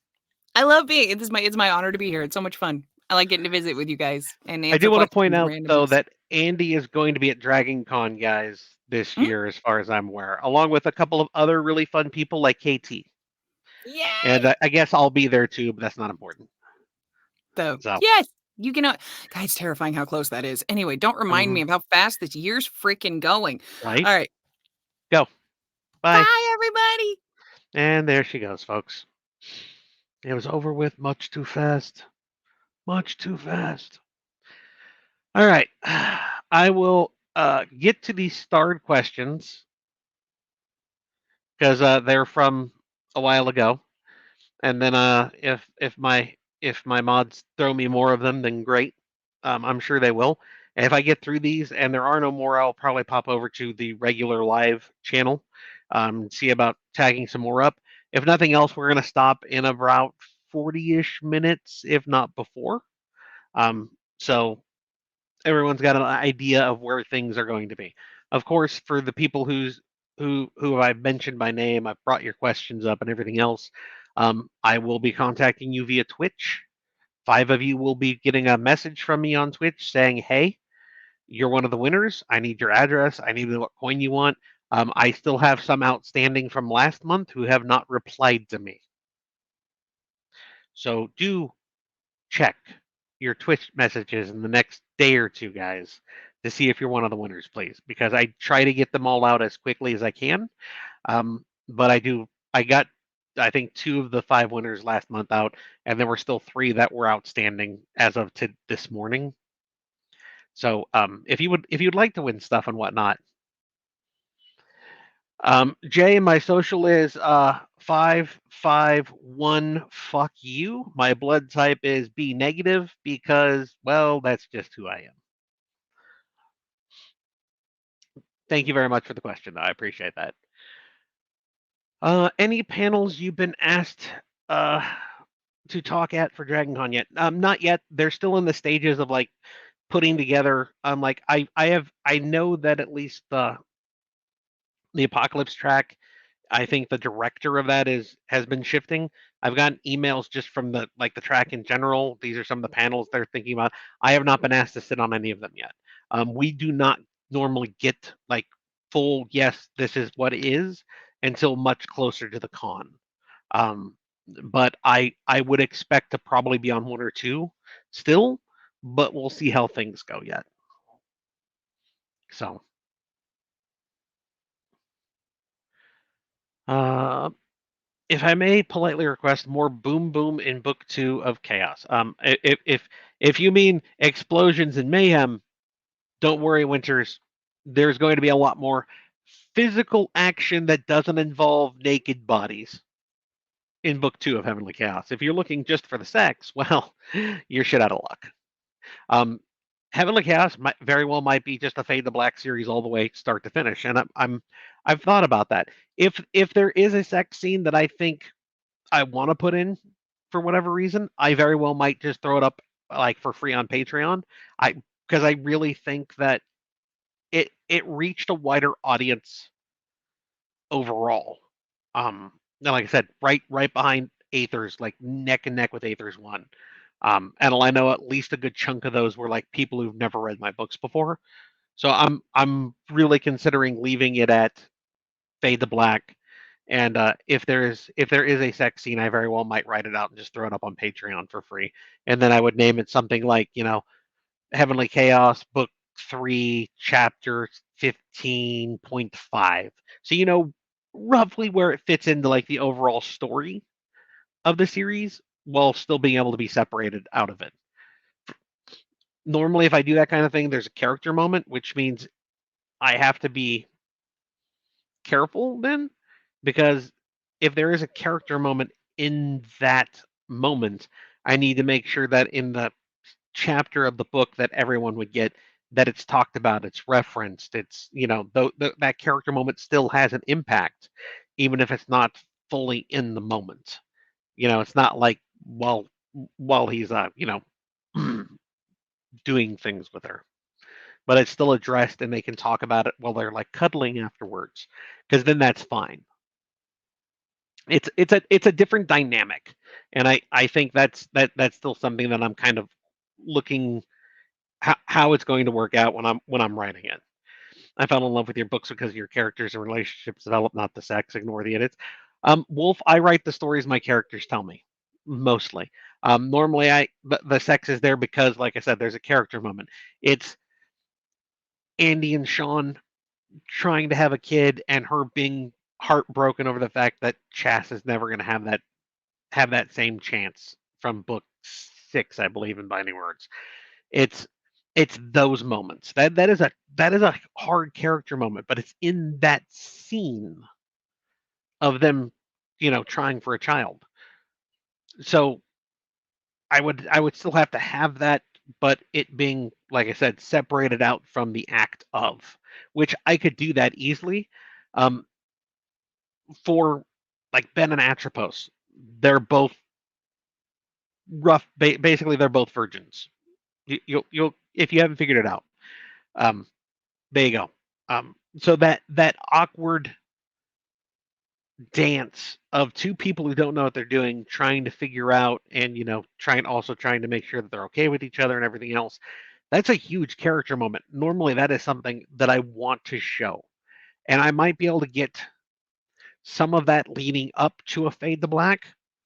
But if I do that, then I will have to make sure that in the next chapter it starts with basically the aftermath of them, cuddling and talking through what I might show in the moment. it's going to be a weird balancing act for me, honestly. It's going to be a different challenge, and I'm kind of looking forward to that as well. AR9 should be Greg coming out of the closet. I mean, only if him and Rafik decide to really go forward on things. How does WhisperSync affect your overhead? So, WhisperSync, yeah, WhisperSync is basically how audio affects things. Normally, you buy a book, you're using a credit. Most people use a credit. Because I do royalty split with Andy, I get 20% of the value of said thing. So if the credits, they cost you like $12. So I'm going to get 20% of $12. So that's $2.40, right? No problem. Easy to understand. You guys get it. Understandable. If you buy it without a credit, it's like $25, we'll say. Cool. I get 20% of that. Now I got $5 for that book. Cool. Great. I like it. However, the same applies if you use WhisperSync. WhisperSync is $7.45. We'll call it $7.50 to make it understandable. I get 20% of that. So that is at 75 cents doubled. I get $1.50 out of that. Then that's how that works. So it doesn't affect overhead, it affects profit. Now, I have always stood by, I don't make audio to try to make money off of it. I make audio for those people who want to enjoy the book and can't or don't have the time, who can't find the time, don't have the time, are blind, so on and so forth, are dyslexic. I have a friend like that. So they can't read it. So that's why I do audio. I mean, don't get me wrong, I still like making money off of it, but I don't go into audio thinking this is where I'm making my money. So as long as I get something out of it, I'm fine. Just remember that what I get, that same 20%, is the same thing Andy's getting, because ACX and Audible take the other 60%. That's the full 100%. Me 20, Andy 20, ACX and Audible 60. Yeah. Yeah. So truckers, of course, too tall. I'm just saying that's you don't have the time. You're driving most of the day. You got to take care of your logs. You got to check your truck. You got to check your loads. You don't have the time to sit down and spend reading a book by and large. It's easier to have the audio on while you're doing your job. You're driving, working in a machine shop all day, working as a mechanic like my friend Sean does. Audiobooks is just easier because you can still enjoy the book while doing your job. That's why I do them. So I hope that answers the question. I do, of course, tend to ramble, especially when I don't have Andy here to help me. Did you enjoy watching us try to figure out who Darkness was? Drigas, I enjoy all of the theory crafting my fans do as long as they're being respectful of the work and each other. There have been a few times, very few, thankfully, because the number one rule of my Facebook and Discord servers is don't be a dick, and most of my fans aren't, and the few that have been banned. I enjoy that as long as everyone's being respectful to each other. I kind of giggle when people are completely wrong. I also kind of giggle when people are right, because so few people peg something correctly. There were people who were like, I think she's, some kind of golem. She's a made entity. People were doing that all the way back in like book 3 and book 4. But it was like one guy out of 1,000 who was like, this, I think this is it. And, more people were like, Darkness is Vera. Totally 100%. This is what's going on. So I enjoy watching people basically try to figure out what's what. And as long as you guys are respectful of each other, then I'm totally fine with it. Oh, I read that one earlier with Andy. Why do they call them challenge coins? So challenge coins, as far as I know, mostly come from a military tradition. There are some people here, I am sure, who are ex-military who could fill you in more on that. As far as I know, it goes to if you got the coin from like the Secretary of the Navy, that was a much more powerful coin than just the coin from like a captain, and that revolves around like who was buying the next round at a bar. I could be wrong, but as far as I know, the tradition kind of goes that way. And I had a friend, or I should say, I have a friend of a friend who was like, "Hey, have you thought about doing something like a challenge coin for your books?" And this was back years ago now, and I went, "No, I hadn't, because I didn't. Challenge coins weren't really something that I was versed in. I'm not military." Um, and it got explained to me, and I went, "Cool. I like the idea of the keepsake. I mean, there's no this coin beats this coin for mine, like normal challenge coins. But I liked the keepsake element and the fact that I could have two designs on them, and it helped tie back into the book. They're weighty. There's something that you can keep on a desk easily. You could take it with you. It's something you could fiddle with if you wanted to. The only coins that I would totally say you shouldn't fiddle with too much, and it's one of the reasons I don't do that style anymore, is the Apocalypse Gates coin. The one side is basically the stuck on picture instead of the bare metal or the enameled metal. And that's I haven't gone back to them since because those are a little more flimsy, and I didn't care for them. So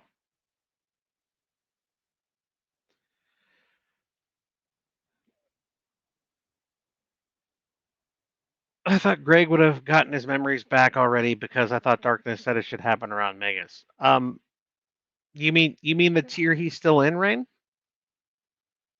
He's he's currently in Megas while he's in Kroga. So just uh just a thing. I mean, he's not out of his Megas tier yet, so just food for thought maybe. Is this a new setup? Do you have did you have starter questions before? Paul, I have been when Andy is here, I needed another setup so I could actually have the capability of talking to two people at once. So this actually runs through StreamYard for me when I have somebody else active with me. Um, so the way StreamYard works is if you have a moderator, they can go through and basically pick out questions and put it goes into another starred category for me instead of the normal live feed of everything you guys see. So while you guys are all on Twitch, I'm actually on StreamYard, which is feeding over to my Twitch channel. Um, Now the good side about that is I can then specifically pull out key questions, and it's not me staring vacantly scrolling through chat as much trying to find the questions to ask. If Andy's not here, I have used just Twitch in the past. However, I've used Twitch Studio because I didn't want to have to run secondary software like OBS or something to use Twitch. Twitch is closing the Twitch Studio app, and basically I've told people you're going to have to use another platform to get all your audio and stuff over onto Twitch now. So I'm probably going to keep using StreamYards even when it's just me, which means you'll have this. You'll have this scroll at the bottom instead of the block in the corner that mentions things. And if I do have another guest on, it'll be easier to bring them over and stuff. So yes, it is. Yeah, and also no, it's not. This is the first time I've mentioned it. I just found out about Twitch Studio closing out at the end of the month today. So, you know, that's a thing. Dancer loves to dance the line with a few girls. KO, Diva, Krish, and the captain. Okay, he has danced the teasing line back and forth with KO. He has done the flirting kind of tease back and forth with the captain. Krish not as much, and Diva almost not at all. In fact, but Xander does love himself a good back and forth. So I mean, there is there is that. The Solstice fight scenes were pure fire. I've listened to them a few times. Fight scenes. I appreciate that, Farsighter. Thank you very much. Really, thank you. Fight scenes are very hard for me. I read I don't read anywhere near as much as I used to, but some of the books I read through um, have fight scenes that are like 4 or 5 chapters long. My chapters. It's like one chapter for them. It's like 10 to 20,000 word long fight chapter. And I find myself skimming them more often than not because, like sex, there's a lot of repetitive motions in those. And I try not to do that too much. And then my editors try to make it even more fluid so it's not, he slashed, he slashed, he slashed, he slashed all the way down. Um, so I can honestly say though, fight scenes are very hard for me to make them dynamic, make them fluid, and not make them anime over the top crazy or too dry, uh, repetitive, boring, and so on and so forth. So I appreciate saying that you really enjoyed those fights. Fight scenes for me are always difficult to write. Even when I have my character saying, "Hey, this is what's going on," fight scenes are the hardest for me. They really are. Do you fleet the team when you go up to 5 in Heavenly Chaos because you have it at 3? Do you fleet the team? I'm assuming that's, do you feel the team will go up to 5 in Heavenly Chaos? And if you read Heavenly Chaos 1, you have an answer to that. They specifically talk about how most parties are set up and why. And it kind of gets covered again, I think, in 2. Parties in Heavenly Chaos are 3. They reflect the heavens. The core is 3. The inner soul is 9. The outer soul is 27. It's all by 3s. And if you wanted to get technical, the 2 spheres in the bloodline is the other 3 that hasn't been like fully addressed. Everything is done by 3s. It's talked about. I want to say it was in book 1, maybe it's in book 2, and it's really hard for me to differentiate. But the line is basically it's 3, and sometimes you might end up in a situation where you team up, and then it's 3 by 3 normally. So it's 3 sets of a team. So three teams of 3, or that kind of setup, because nobody wants to see. It's in book 2. Thank you. Nobody wants to be viewed as siding against the heavens. So Ben, Atropos, and Sadie are the triad. They are the harem for Heavenly Chaos. Whether or not, like, somebody else joins in for a moment, a book or 2, and then steps out again, something completely different. The family element, the harem itself, is going to be Ben, Atropos, and Sadie, and I can say that because if you haven't seen them flirting around and dancing around it in book 1, I'm very sorry.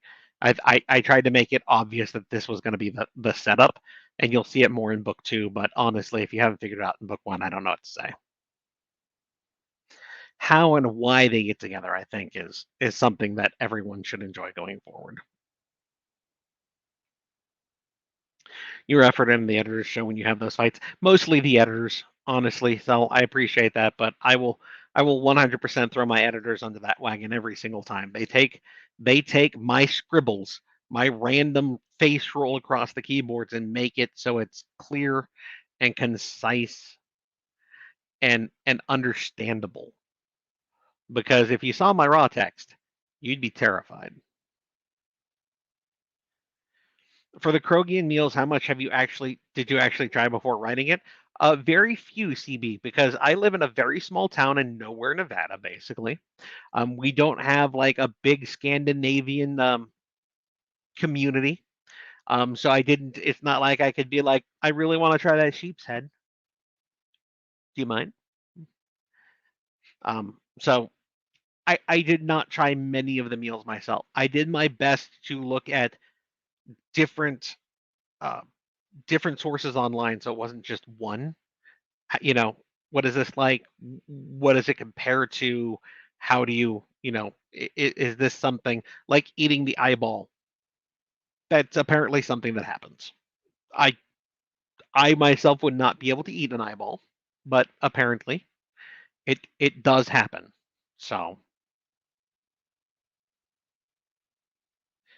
I'm from Sweden, so it was really fun to read about it. Thank you, Blank. I appreciate that. I have caught up to all of the stars. Yes, I can go back to the normal. Heavenly Chaos dungeon fight scenes are great. Doesn't come off as hard while reading at all. You haven't gotten into a lot of the dungeons in Heavenly Chaos, though. I mean, you tackle the goblins. Um, they step into the bugs. You see them, and then right at the end of book one, we get to see what the rank 4 pocket is.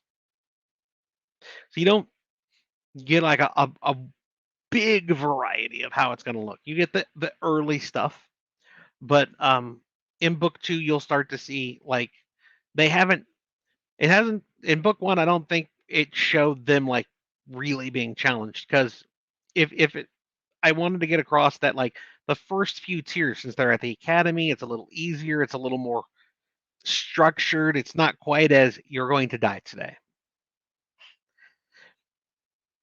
but that is still a threat. And I wanted to try to get that, like in book 2 I try to get that across a little bit more, that it's still dangerous to a point. And that's while they're at the academy. Once they leave the academy, it's going to get more dangerous. The pockets get harder. They're not as small. They're not as concise. They're not as simple.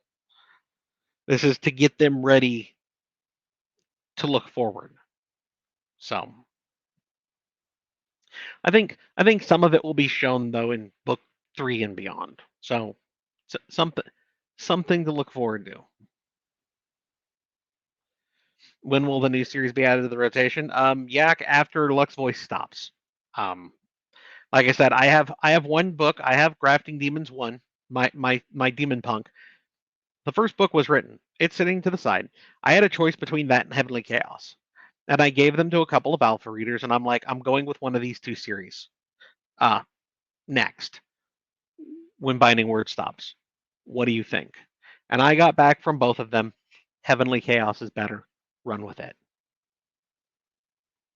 So I ran with Heavenly Chaos. I also had advice from alpha readers that said, since they both feature going into alternate spaces, dealing with, monsters, getting loot and whatnot, maybe you shouldn't run them in tandem. Now, I think the stories are vastly different enough. The only quote unquote connecting element is the fact that there's these alternate dimensions they have to go into to do stuff. One is, hey, we're ranking up, and one is something else that I'm not going to talk about. But I do take advice from people I trust very seriously. So I'm not sure if even when Lux Voice ends, because that's, guys, if you think about that, so Lux Voice there is in August. So you're talking about 6 to 8 months. Let's call it 8, because I it's normally 7 to 8, honestly. So August, September, October, November, December, January, February, March, April is when Lux Voice 9 will roll out. Roughly. We'll call it April. And then it's after that. So you're looking at November 25, give or take, for whatever the next book is going to be. By then, I will have had 3 books in Heavenly Chaos out. So I got a little bit of time. At that point, maybe I go with Grafting Demons, or maybe I take one of the other dozen ideas that are in my head and I decide to run with that. Maybe I take the superhero story. Maybe I take the System Apocalypse story. I don't know. I got time. Now, there's a lot going on in my personal life currently, which I'm not going into, but it has cut back on some like that extra writing time that I've been doing. So I haven't, pushed out another extra book in like the last 6 months like I had before, which isn't a bad thing. But at the same time, I would like to maybe get back into that, but I need stress levels to drop again before I do, honestly.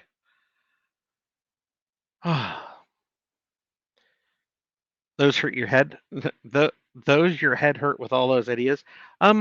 No, it's a matter of basically just different voices clamoring.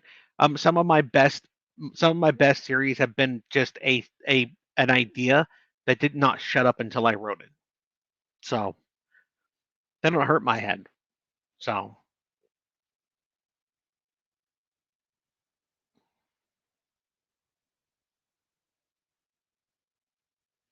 you really think you'll go over drafting demons yourself before you release it? Grafting, not drafting, grafting, and that kind of gives you the idea of what I mean by demon punk, if you get the idea. So it's kind of easy to see where they meet then. Um, I don't know what you mean by go over it myself. Um, no, the story is the story. The story is the story. I don't set out to change that. The story, I wrote book one. It's good. It's solid. I like it. I'm not changing it to try to fit something else. I'd rather just write a different story if I was going to do that. So,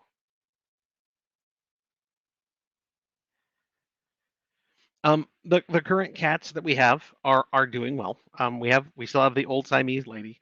We still have three voids: Jinx, um, Frida Love May, and Beamer. So our furry loved ones have been doing well recently. So I do thank you for asking, Raph. In Heavenly Chaos, do all resources come from pockets? If so, is a large portion of the population holders, and not how do they supply the larger non-holder population with food and resources, and how does it affect non-holders? Okay, so Temp, there's a lot to get in there, and I normally don't break down things that aren't specifically gone over in the books. Um, let's just say that if I try to break down every bit of economic idea of every single series, we're never going to get the story told. A lot of what is produced through pockets because they're renewable resources. There's only so much like iron that you can mine without stripping down parts of things. There's only so much forest you can cut without laying waste to entire swaths of an ecosystem. With a pocket, that's not a problem. So that's all I'm really going to say on it because I really don't get into the nuts and bolts of things unless it specifically impacts the story somehow. I need a few new T-shirts and maybe a hoodie. Where's your merch being sold now? Far. It is on the Redbubble store, and it's not all. Merch is very hard for me, guys. My sister does it for me as just as a basically a family thing. She sets up all the files on Redbubble for me and everything else. If you go to shinofinbooks.com, which is my website, you will find the link over to the Redbubble store. You can then go there and see what they have. I honestly don't know everything they have, but you should be able to find T-shirts and such of your liking. I don't even know if they have all of them up, honestly, because it's not. I lost money on T-shirts for the longest time before I was just like I want to be able to offer them if people want them, but I also want to stop losing money on them. So, Andy will be attending DragonCon. No, DragonCon really doesn't offer a whole lot of narrators things like the chance to sit on panels because why would you want narrators on panels, especially when it talks about things like how to narrate books?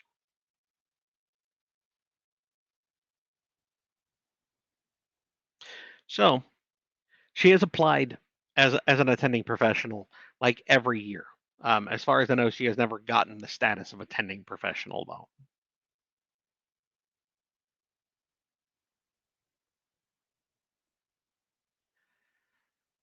Uh, Reminds me of the anime where the entire economy was dungeon based only. You want carrots, you go to the dungeon. You want minerals to craft, you go to the dungeon. There are a few that have done that. Dritz. So I I understand. Hey, look, I posted something. That must have been my mod doing that for me. I appreciate that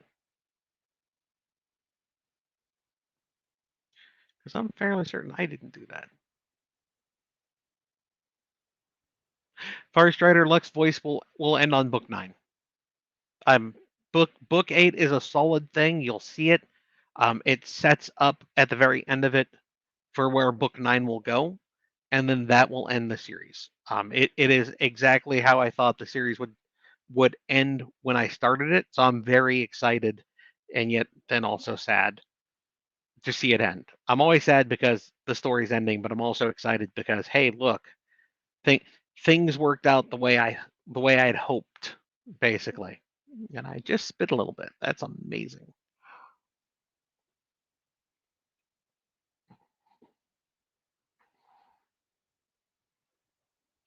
Oh, is it not on the website yet? Oh, that's why. So thank you for putting the Redbubble link up for people to find. Apparently, it is not attached to the website currently. We will get that fixed though. So for people who don't know, my website was down for a little bit. The guy who used to do my web hosting and whatnot passed away. It was a business relationship. I didn't really know him personally. I am sad for him and his family. I sent a couple of emails. I tried to reach out to them and offer my condolences. I hope they received them because I never heard anything from them.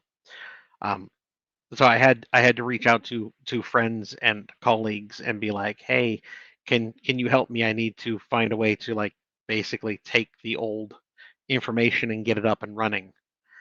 Um, and the people who have done so for me, I am very grateful for. We are still looking at streamlining, maybe altering and whatnot with the website. So for those people who are wondering, that is that is where things are.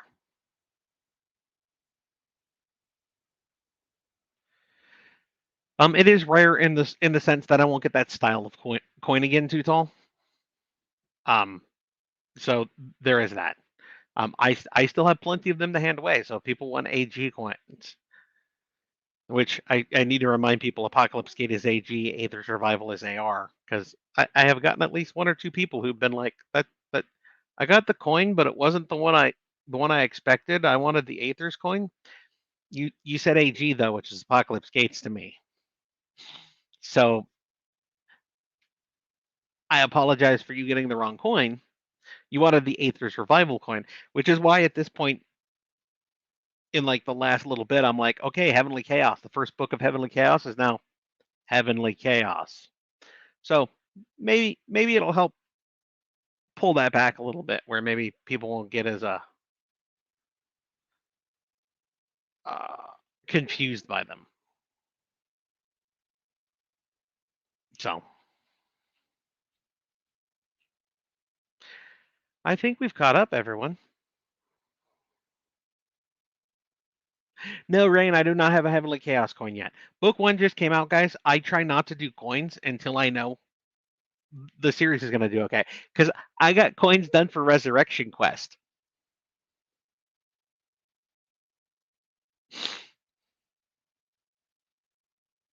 I'm probably going to have those coins until I'm dead. Because almost nobody asks for a Resurrection Quest coin. So, lesson learned, when I get a little too eager about something, sometimes it can come back and bite me in the ass. Because as Andy said earlier, those coins aren't cheap. I I have I have a few hundred of them because I order a few hundred of them because I want to make sure I can give them out if people want them. So of course the most popular coin, Aethers, was never a question. Binding Words, of course, is another really popular one. And then after that, it kind of splits between like Alpha World, Apocalypse Gates, and so on and so forth. So I have my Resurrection Quest coins. I don't think I've given away 50 of them in the entire time I've had them. And at this point, I've had them for 4 years, 5 years, somewhere in there. Yeah. Yeah. That'll probably be the one coin that I don't restock.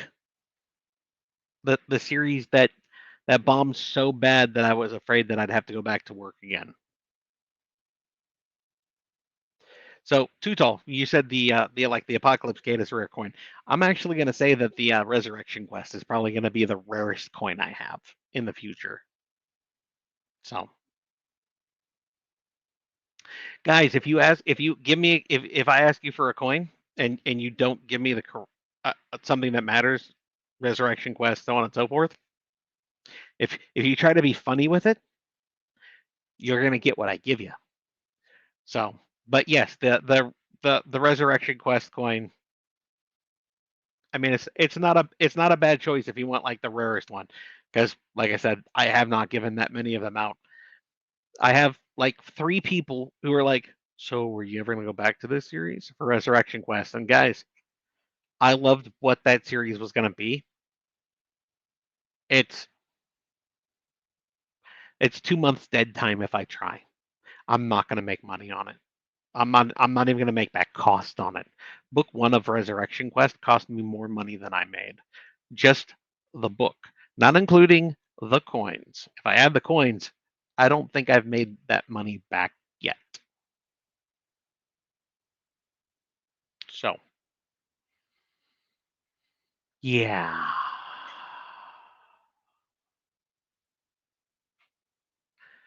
As for how many of the coins I have, I don't know. They're in a bucket. Each series has their own bin that I keep them in. And when I get, if it looks like I'm getting low, like I had to reorder not Resurrection coins. Jesus Christ, my head is just not in the right space. I had to reorder Aether's coins at least once. So, like I said, most popular series. So, I do not have a Heavenly Chaos coin yet. I will have, now that I know the series is going to be okay, I'll look at t-shirts, I'll look at coins, and so on and so forth. I have to figure out what I want on it, what's going to be on the front side, what's going to be on the reverse side. It's a whole deal, like I've talked about. The Shinofin Books coin. I mean, there's my logo for Shinofin Books. That's one side of the coin. What do I put on the other? What do I put on the other side of that? What is the other side of Shinofin Books? I mean, I'm not a New York Times bestseller. I'm not a uh, L.A. Times bestseller. I'm a Amazon bestseller, but only in some categories. I haven't hit number one in the store anywhere, or overall, so I can't even do that. So it's not like I can do that. So it's like what really counts there. So all the my face on the other side of the coin. No, I don't want to. I don't want people to look at that coin and be like, "Oh God, so what the fuck happened here?"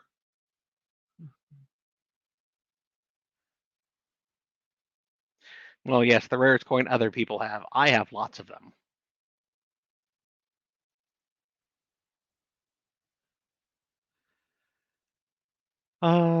Do.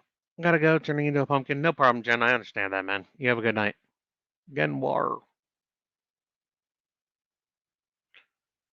Lost Pirates, I have been a bestseller. I've been a bestseller in categories.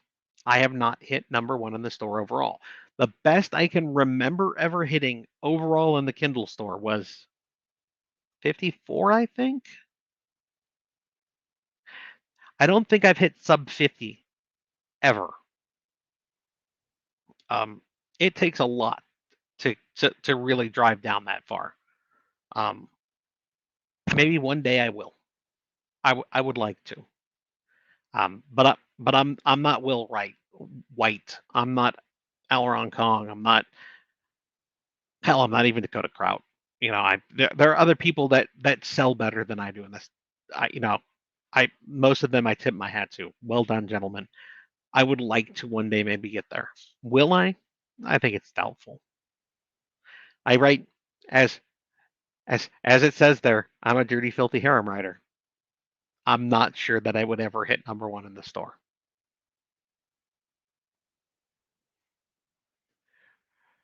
Uh, I'm at a New York Times bestseller. It's a lost for to hit New York Times bestseller. From what I understand, it's a thing. You got to have so many electronic books sold, so many physical books sold, and they have to come from different locations. They have to be, you know, scattered across the continental United States. And I'm not talking like 2, 5 here, 50, 60 here. I'm talking like thousands in like each category across like, you know, states. I as much as I sell, I don't sell like that.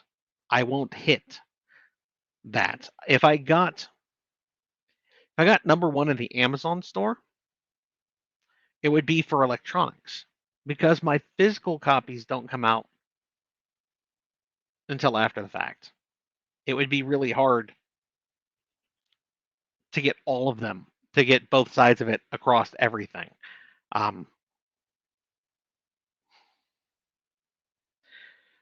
So I would like to. I've had some people say that I would never be able to reach that. The number one on the New York Times bestseller.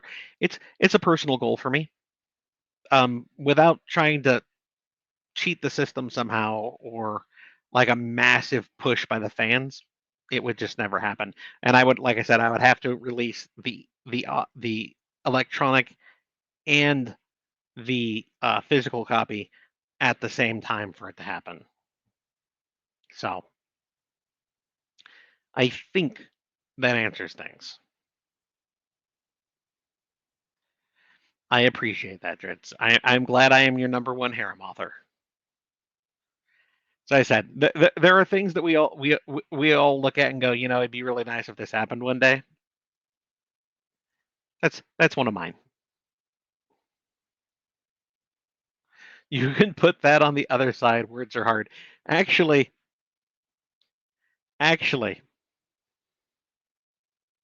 maybe. I kind of like it. I kind of like it. I'm gonna just click over here to this thing, and then okay, maybe. Really? Oh, fuck it. I'll remember it later. Maybe. I like it. It works, especially for me because words are hard. The girls were medicating Lady. The old Empress Siamese cat. She is special needs at this point. She gets medications twice a day. She has kidney problems and urinary tract problems, and she's old. How old is she? Somewhere between 15 and 20. That's what you get when you have a cat that you adopt from a facility where they're not sure, and you hold her for years at a time, and the vet looks at her and goes, "We're not sure either. Maybe this because of this or that." Meh. So she is the oldest cat in the house. So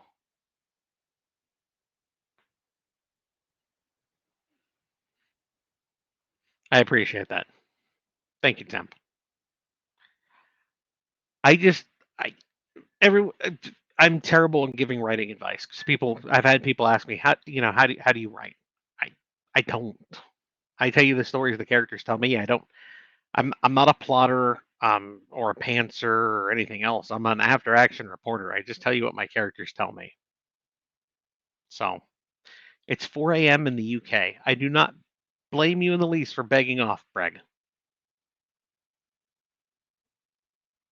Have a good night. Guys, it is past 2 hours. It is a good, solid live chat. I've caught up on all of the comments and questions that we've had. We had Handy here for a little over an hour as well. So I think we did good.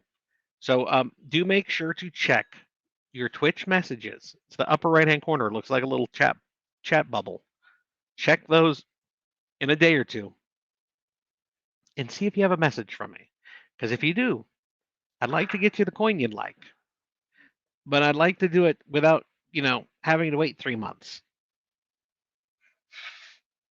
So there is that. I hope you are all looking forward to Antecedents Legacy 3. It is currently preview chapters up on Patreon. And of course, those chapters will come down before I publish. Too Tall, I'm looking forward to seeing you again at DragonCon as well, sir.